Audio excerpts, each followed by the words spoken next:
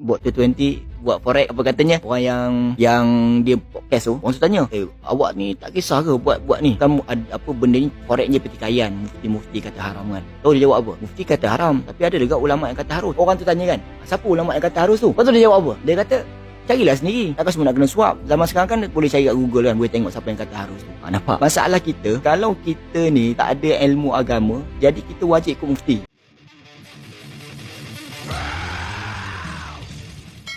Kita wajib ikut mufti kerana mufti mengawal segala ideologi atau pemahaman sesat daripada masuk ke dalam setiap wilayah.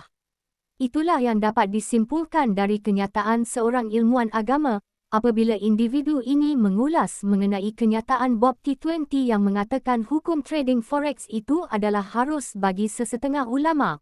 Kan semua ulama cakap forex ni haram. Ada Sesetengah je. Ada yang cakap alat. Harus. Contohnya, Setengah ulama Google sendiri ya. fakta, fact yang menyatakan bahawasanya ada mufti yang menyatakan forex ni harus. Memang ada banyak video. Kalau kau boleh tengok dekat media sosial, kau boleh Google sendiri.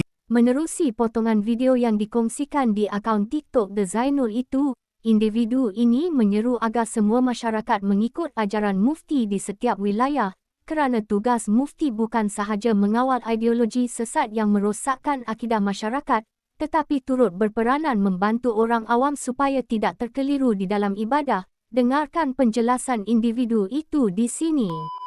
Buat 2020 buat forex, apa katanya orang yang dia podcast tu, orang tu tanya, awak ni tak kisah ke buat ni, kamu ada apa benda ni forex je pertikaian, mufti kata haram kan. Tahu dia jawab apa? Mufti kata haram, tapi ada juga ulama yang kata harus. Orang tu tanya kan, siapa ulama yang kata harus tu? Lepas tu dia jawab apa? Dia kata carilah sendiri, takkan semua nak kena swap. Zaman sekarang kan boleh cari kat Google kan, boleh tengok siapa yang kata harus tu. Nampak? Masalah kita, kalau kita ni tak ada ilmu agama, jadi kita wajib ikut mufti. Ini adalah hukum dia. Sebab apa adanya mufti di dalam satu wilayah negara Islam? Kerana mufti ni bukan saja dia mengawal ideologi supaya tak masuk pemahaman yang sesat, tak masuk pemahaman yang boleh merosakkan kita umat Islam. Tapi mufti ni berperanan juga, dia nak membantu orang awam supaya tak keliru dalam ibadah. Jadi kalau orang awam yang kurang ilmu ataupun dia orang yang bukan belajar lah, orang yang bukan belajar fardu ain, bukan belajar agama ni, maka dia wajib berpegang dengan mufti setempat. Apa mufti dia kata tentang ibadah, tentang hukum hakam syariah, maka dia kena ikut. Contoh kalau mufti kata forex tu haram, maka forex ni haram memang sebab gharar dan sebagainya kan. Jadi benda tu kita sebagai orang awam maka kena ikut, tak lawan. Melainkan kalau kita orang mengaji muamalat, kalau kita orang belajar muamalat, kita ada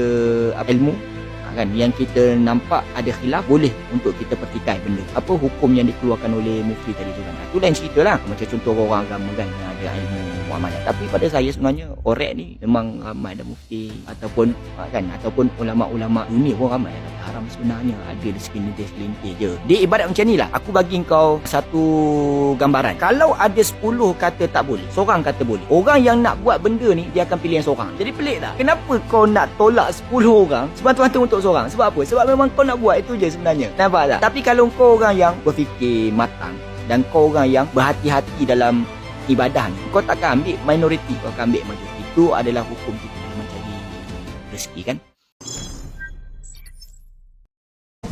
Subscribe with notifications on.